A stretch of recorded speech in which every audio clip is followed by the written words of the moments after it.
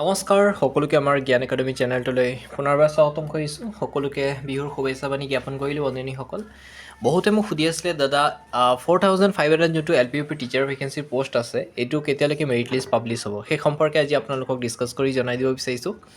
আৰু good news এটা আছে আপোনালোকৰ কাৰণে, যিসকল 4500 LPUP টিচাৰ ভেকেঞ্চি এপ্লাই কৰিছে, মানে যিসকলে আগত আপোনাৰ যোনটো LPUP teacher vacancy merit list ওলাইছিলে তাত যিসকলে চিলেকশ্যন পাইছিলে তেওঁলোকে নিজৰ নামটো উইথড্ৰ কৰি লৈছে, যাৰ ফলত এটা পোষ্ট আপোনালোকৰ কাৰণে বাঢ়ি গৈছে। কাৰণ তেওঁলোকৰ নিজৰ নামটো উঠাই লৈছে, গতিকে আপোনালোকৰ এটা সোণালী সুযোগ বাঢ়ি গৈছে।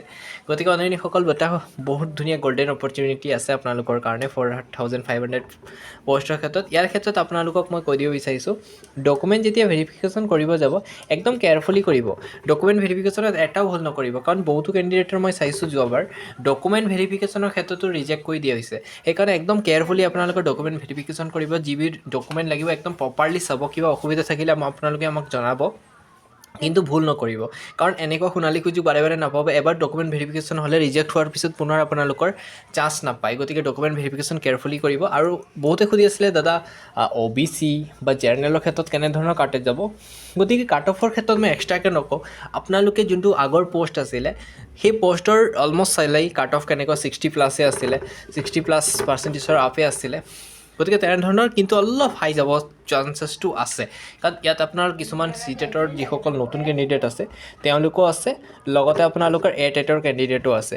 গতিকে তেওঁলোকৰ পাৰ্চেণ্টেজৰ ওপৰত ডিপেণ্ড কৰি পেলাই আপোনালোকৰ কাট অফটো যাব। গতিকে অন্যান্যসকল ইমান টেনশ্যন নল'ব। বহুত কেণ্ডিডেটে মই চাইছোঁ আমাৰ গ্ৰুপৰে মেক্সিমাম কেণ্ডিডেটে চাকৰি পাইছিলে আৰু তেওঁলোকে নিজৰ নামটো উইথড্ৰ কৰি লৈছে।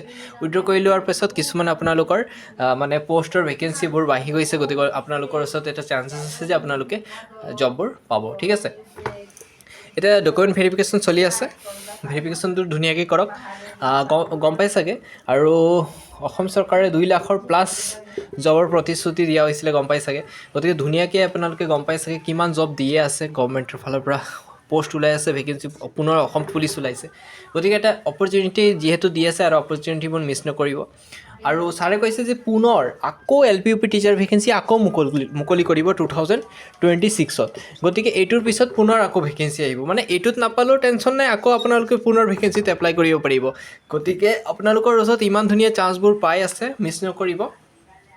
গতিকে বন্ধুসকল কিবা অসুবিধা থাকিলে আপোনালোকে মোক কমেণ্ট কৰি জনাব বাৰু।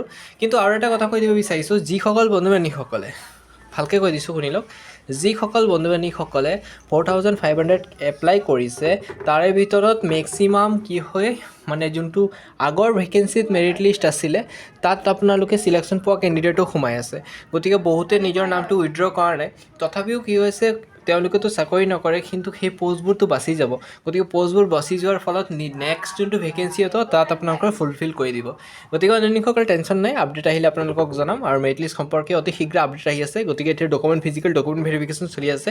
ডকুমেণ্ট ভেৰিফিকেশ্যনৰ পিছতে আপোনালোকৰ ফাইনেল মেৰিট লিষ্টটো প্ৰকাশ পাই যাব। গতিকে অন্যান্যসকল এটা গৰ্জন অপৰচুনিটি আছে, ধুনীয়াকৈ মিছ নকৰিব আৰু ধুনীয়াকৈ ডকুমেণ্ট ভেৰিফিকেশ্যন কৰক। তাৰে কামনা কৰি ইমানেকৈ সামৰণি মাৰিছোঁ। নেক্সট ভিডিঅ'ত বাকী আপডেটবোৰ দি দিম। ধন্যবাদ।